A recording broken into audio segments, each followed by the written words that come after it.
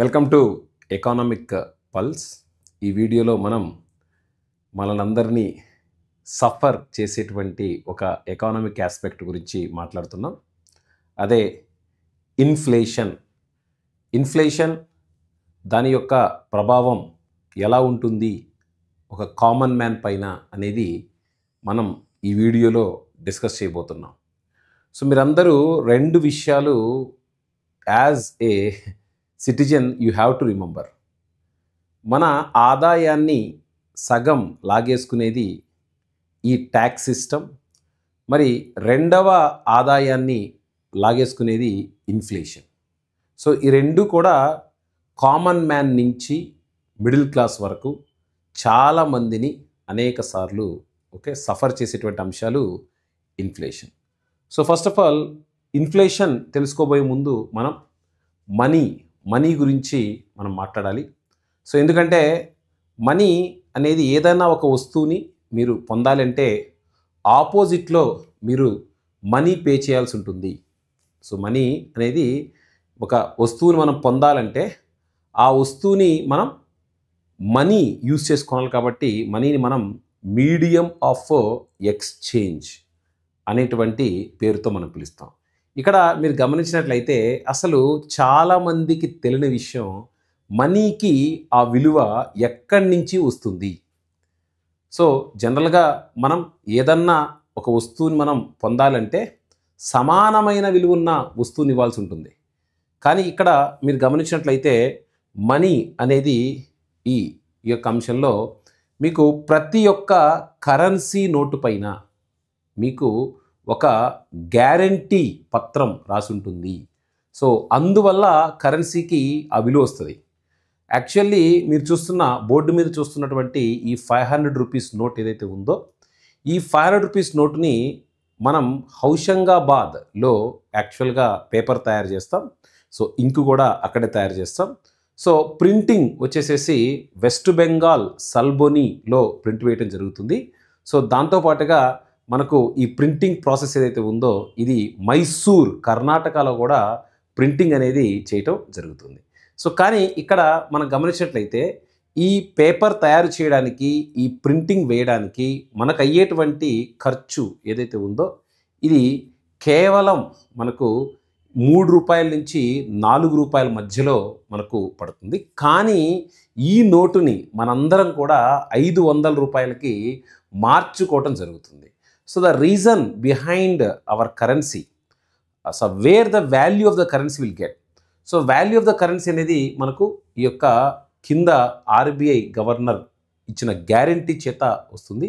అందుకనే మీరు చూసినట్లయితే I promise to pay the bearer the sum of 500 rupees అని కింద గవర్నర్ యొక్క సంతకం అండ్ ఆ ఆర్బీఐ యొక్క స్టాంపు మనకు ఉండటం వల్లే ఈ కరెన్సీ నోట్ని మనందరం కూడా 500 రూపీస్గా మార్చుకోవడం జరుగుతుంది. ఒకవేళ ఈ యొక్క గ్యారంటీ కనుక లేకపోతే ఈ కరెన్సీ అనేది నార్మల్ కాగితంతో సమానం. So it is almost is equal to normal paper. ఈ కరెన్సీ రెండు కూడా సమానంగా ఉంటాయి. సో కాబట్టి ఫస్ట్ కరెన్సీ యొక్క వాల్యూ అనేది మనకు ఆర్బీఐ ఇచ్చినటువంటి గ్యారంటీ చేత వస్తుంది. కాబట్టి మనం ఉపయోగించే కరెన్సీని ఫియట్ మనీ అనేటువంటి పేరుతో మనం పిలుస్తాం.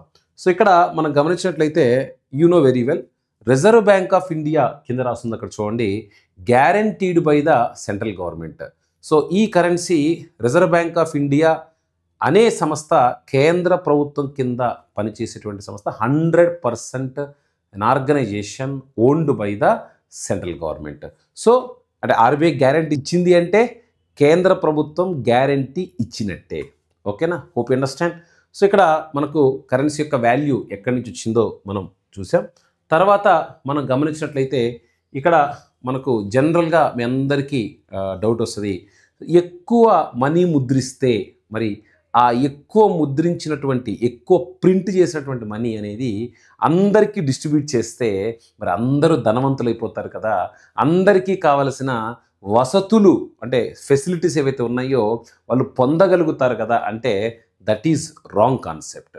ఎందుకంటే మనం ఒకవేళ కనుక లేదా government of India it issue more currency, అంటే ఎక్కువ కరెన్సీని కనుక జారీ చేసినట్లయితే అప్పుడు ప్రజల దగ్గర మనీ అనేది సప్లై అనేది ఇంక్రీజ్ అవుతుంది. ఎప్పుడైతే మనీ సప్లై ప్రజల దగ్గర ఇంక్రీజ్ అయిందో ఆటోమేటిక్గా ఆ మనీ సప్లై ఇంక్రీజ్ అవ్వటం వల్ల మనకు ఈ ప్రైసెస్ ఏవైతే ఉన్నాయో అవి పెరుగుతాయి. సో ఉదాహరణకి మనం గమనించినట్లయితే మన ఎగ్జాంపుల్లో ఒక చిన్నపాటి బేకరీ ఊహించుకుందాం. సో ఆ చిన్నపాటి బేకరీ ఏదైతే ఉందో ఆ బేకరీ యొక్క ప్రొడక్షన్ 50 కేక్స్ పర్ డే, 50 కేకులు ఆ బేకరీ ప్రొడ్యూస్ చేస్తుంది అనేది మనం అనుకుందాం. కానీ ఇక్కడ ఈ 50 కేక్స్ని ఎంతమంది డిమాండ్ చేస్తున్నారు అనే దాన్ని బట్టి ప్రైస్ ఉంటుంది. ఓకే, సో ఈ 50 కేక్స్ని కనుక మనకు ఆల్మోస్ట్ ఒక 500 మెంబర్స్ కనుక డిమాండ్ చేస్తే కేక్ యొక్క ప్రైస్ పెరుగుతుంది. అదే 50 కేక్స్ని కనుక కేవలం 10 మెంబర్సే డిమాండ్ చేస్తే కేక్ యొక్క ప్రైస్ ఫాల్ అవుతుంది.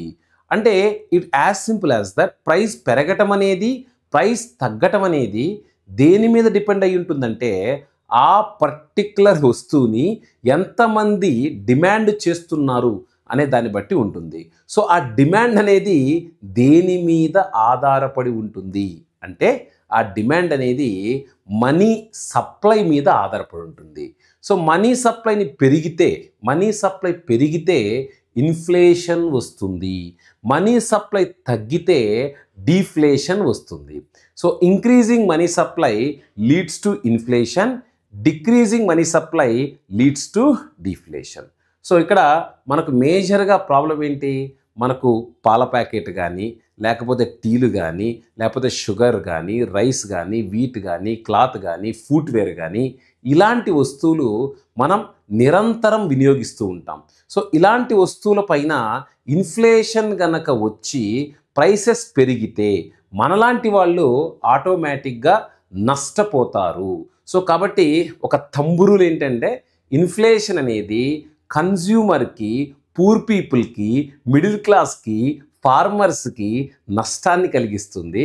అదే ఇన్ఫ్లేషన్ అనేది ఆ వ్యాపారస్తులకు ఎక్కువ ధరకి వస్తువులు అమ్ముకోవడానికి అవకాశం ఉంటుంది. కాబట్టి ఇటుపక్క వ్యాపారస్తులంటే మన రిలయన్స్ కంపెనీ లేదా ఐటీసీ కంపెనీ లేదా ఇతరత్ర కంపెనీలకు అవి ప్రాఫిటబుల్గా మనం చూస్తాం.